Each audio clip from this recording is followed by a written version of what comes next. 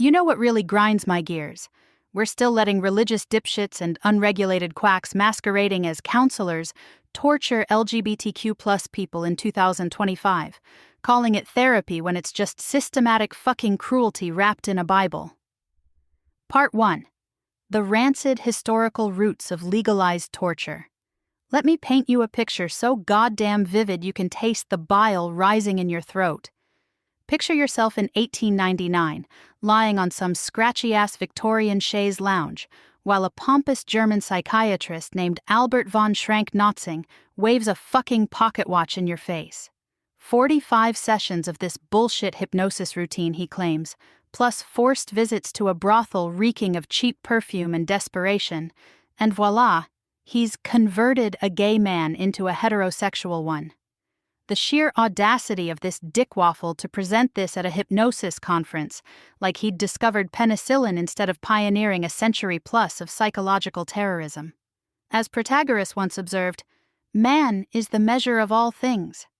But these fucksticks decided they'd measure everyone against their own narrow, bigoted yardstick and torture anyone who didn't line up. Fast forward 20-some years, and we've got Eugene Steinack, an Austrian endocrinologist with his head so far up his own ass he could inspect his own tonsils, theorizing that homosexuality lives in the goddamn testicles. So what does this scrotum-brained shit-stain do? He starts transplanting testes from straight men into gay men, like he's swapping out fucking carburetors. The audacity, the absolute fucking hubris of thinking you could surgically remove someone's identity by playing mix and match with their balls. The operating rooms probably smelled like disinfectant and delusion, the tile floors slick with blood, and the crushed dreams of men who just wanted to love who they loved without some wannabe Frankenstein dicking around in their bodies. Michel de Montaigne wrote, "We need to interpret interpretations more than to interpret things." And sweet suffering shit, did these butchers interpret homosexuality through the most twisted, sadistic lens imaginable? The psychiatric cruelties didn't stop there. Oh no, we were just getting fucking started. Enter the 20th century, when lobotomies and electroshock therapy became the tools of choice for the white-coated sadists who thought they could rewire human sexuality like faulty electrical circuits. Robert Galbraith Heath. Yes, that's the same name J.K. Rowling chose for her pen name, though she claims ignorance of the connection, which is either the universe's cruelest irony or willful blindness. Conducted experiments that would make Joseph Mengele nod in approval.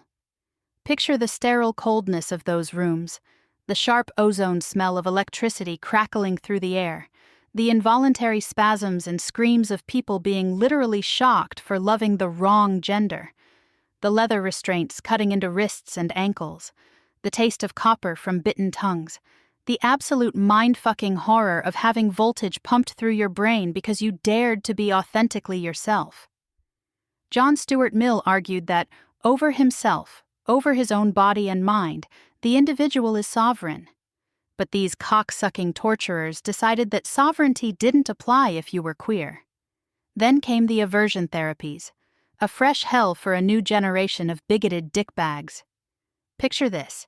You're a gay man in the mid-20th century, and some crusty-ass doctor is showing you photos of your partner, the person you love, while simultaneously pumping your system full of chemicals that make you vomit your fucking guts out.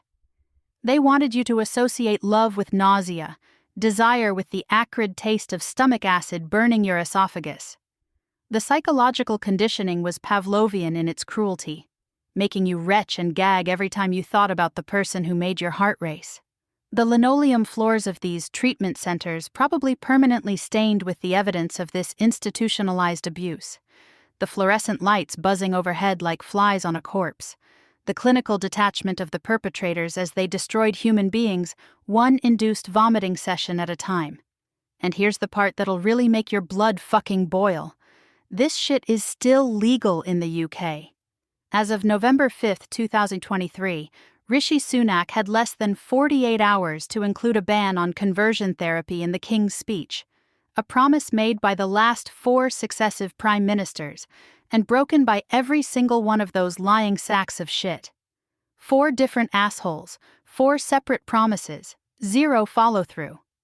That's not political failure, that's systematic abandonment of vulnerable people. That's complicity in ongoing torture. That's the government essentially saying, yeah, we know people are being psychologically and physically destroyed, but we can't quite be arsed to stop it. Bertrand Russell noted that the whole problem with the world is that fools and fanatics are always so certain of themselves, and wiser people so full of doubts.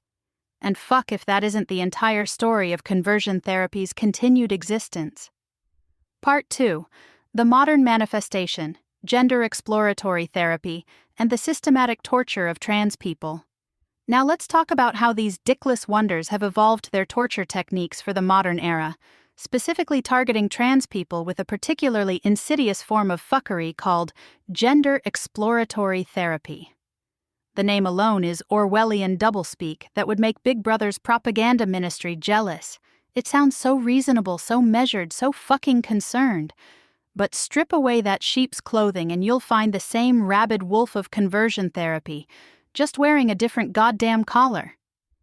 Here's how these absolute shit stains operate. They dangle hormone therapy and puberty blockers just out of reach like some sadistic motherfucker dangling water in front of someone dying of thirst in a desert. They make trans kids and adults jump through endless hoops, attend session after session where the singular goal, never stated but always present like the stench of rotting garbage, is to run out the clock on puberty. Let me repeat that. Their explicit goal is to force trans children through a puberty that will traumatize them, alter their bodies in ways that may require extensive surgery later, and potentially push them toward suicide. Jean-Paul Sartre wrote, "Man is condemned to be free, because once thrown into the world, he is responsible for everything he does." But these conversion therapy peddlers want to condemn trans people to the prison of a body that doesn't match their soul. The Catholic Psychotherapy Association pushes this horseshit. Chastity International promotes it. Transgender Trend advocates for it. Organizations like these create slick websites with concerned-looking stock photos and pseudo-scientific jargon that sounds just legitimate enough to fool well-meaning but uninformed parents. They wrap their bigotry in clinical language, present their torture as caution, frame their cruelty as protecting children. It's manipulation so thorough, so complete, that parents who genuinely love their kids end up becoming unwitting accomplices in their child's psychological destruction. The therapy sessions probably smell like stale coffee and disappointment, taking place in offices decorated with bland, inspirational posters that ring hollow as fuck when you're being systematically gaslit about your own identity. The therapist, and I use that word loosely, like calling a butcher a surgeon, sits across from a trans person and explores every possible reason they might be trans, except the actual fucking reason, that they're trans. Maybe you're just confused. Perhaps it's social media influence. Could this be related to trauma? Have you considered that you might just be a tomboy, feminine boy? On and fucking on, session after session, week after week, month after goddamn month, while the trans person's body betrays them day by day, puberty marching forward like an unstoppable nightmare, changing their voice, their bone structure, their chest, their face, permanent alterations that could have been prevented if these dickwad therapists would just accept reality and provide actual affirming care. Simone de Beauvoir wrote, "One is not born, but rather becomes, a woman." But these fucksticks want to dictate exactly who gets to become what, forcing trans people into boxes that suffocate their souls. Part 3. The unregulated hellscape and political complicity. Here's where this shitstorm gets even more enraging. Most conversion therapy in America is completely unregulated. Let that sink into your skull like water into a rotting floorboard. These aren't licensed mental health professionals who can be held accountable through licensing boards. These aren't people with actual training in psychology, counseling, or human development. These are just dudes.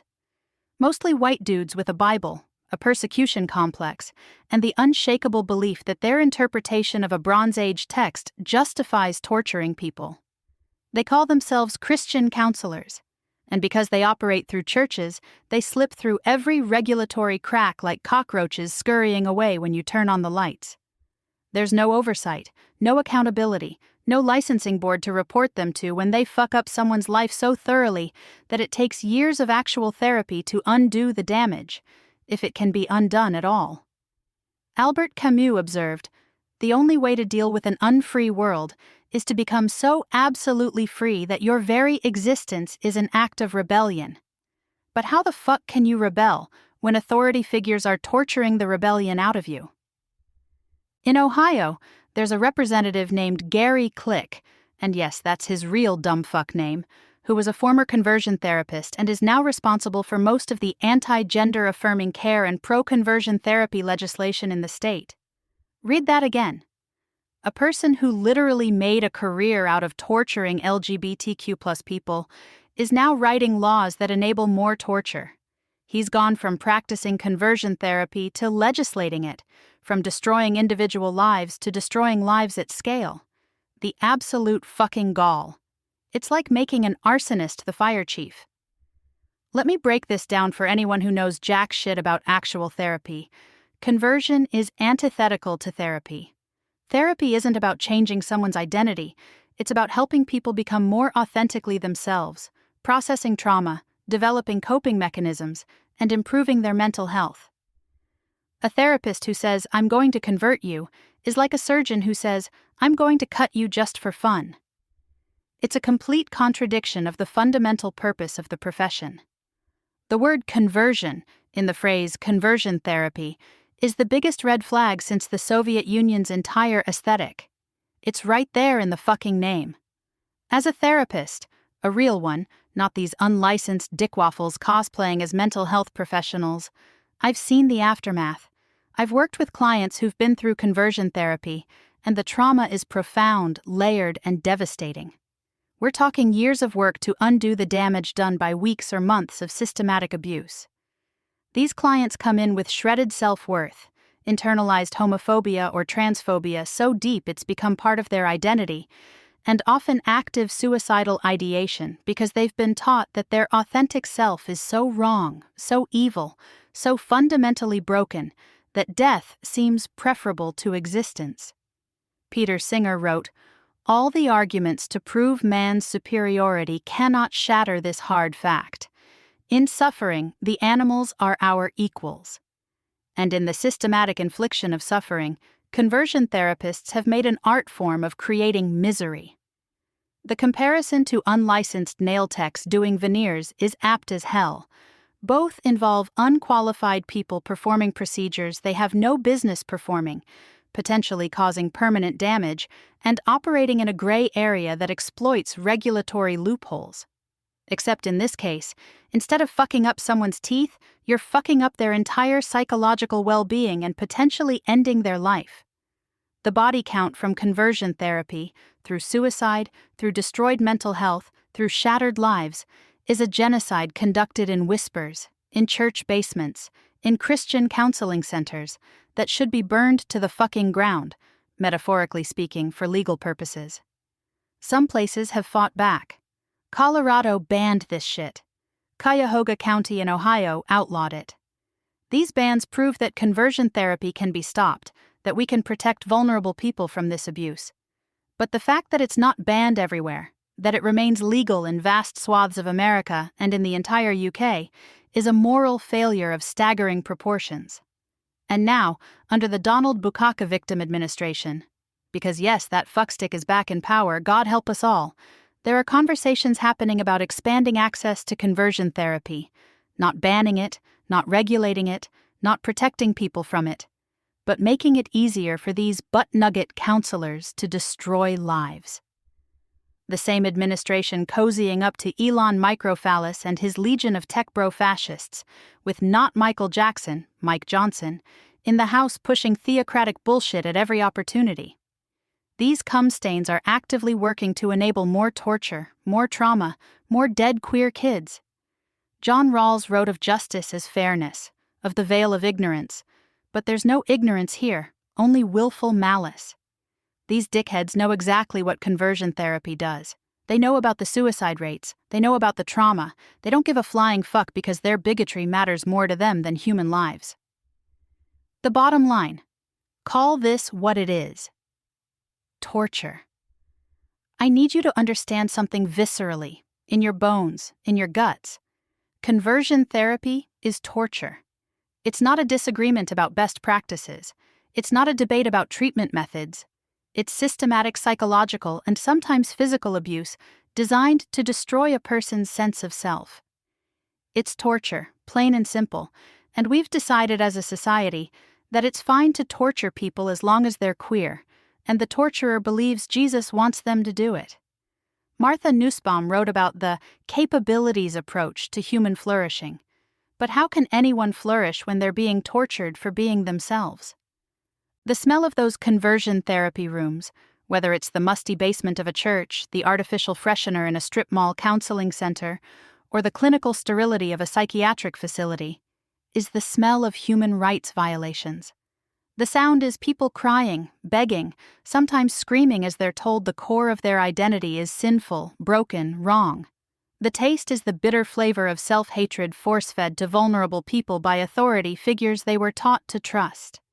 The feeling is the crushing weight of invalidation, the sharp sting of psychological manipulation, the dull ache of prolonged emotional abuse. Every day this remains legal is a day too many. Every person forced through this hell is one person too many. Every suicide resulting from this torture, and there have been so many, far too fucking many, is blood on the hands of every legislator who could ban this practice but chooses not to. Doreen Valiente, the mother of modern witchcraft, wrote, "For if that which thou seekest, thou findest not within thee, thou wilt never find it without thee." But conversion therapy literally tries to destroy what people find within themselves, to replace their truth with someone else's lie. The fight against conversion therapy isn't about political correctness or woke ideology or whatever bullshit talking points the right-wing dickwaffles are spewing this week. It's about basic human fucking decency. It's about recognizing that you cannot torture someone into being someone they're not. It's about understanding that sexuality and gender identity are fundamental aspects of human identity, not diseases to be cured or sins to be purged. Until we ban conversion therapy everywhere, not just in progressive counties or liberal states, but everywhere, we're complicit in torture. We're allowing systematic abuse to continue under the guise of religious freedom. We're sacrificing vulnerable people, especially children, on the altar of bigotry, wrapped in pseudo-scientific bullshit and biblical justification. Jürgen Habermas wrote about communicative rationality and the power of discourse to reach truth. But there's no rational discourse to be had with people who believe torture is acceptable as long as it's directed at people they don't like. There's only the fight to protect the vulnerable from the powerful, the authentic from the authoritarian, the truth from the torturers. So here's my challenge. Get fucking angry. Channel that rage into action. Support legislation banning conversion therapy. Vote out every shitbird politician who won't commit to protecting queer people. Support organizations fighting this abuse. Believe survivors. Listen to trans people when they tell you what they need. Don't let your discomfort with difference become someone else's death sentence, because that's what's at stake. Lives. Real, precious, irreplaceable human lives. And if we can't get our collective shit together enough to stop literal torture, then we've failed as a society in the most fundamental fucking way possible.